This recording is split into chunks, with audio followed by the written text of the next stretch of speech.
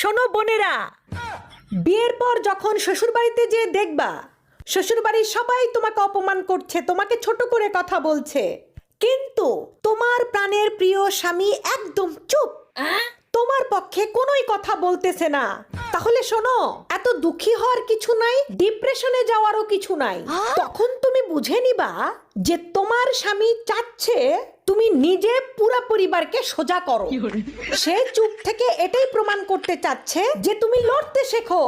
কতদিন আর স্বামীকে বলবে আমার পক্ষ হয়ে কথা বলো, আমার পক্ষ হয়ে কথা বলো, আমার অবস্থান শক্ত করো সংসারে, ঠিক আছে?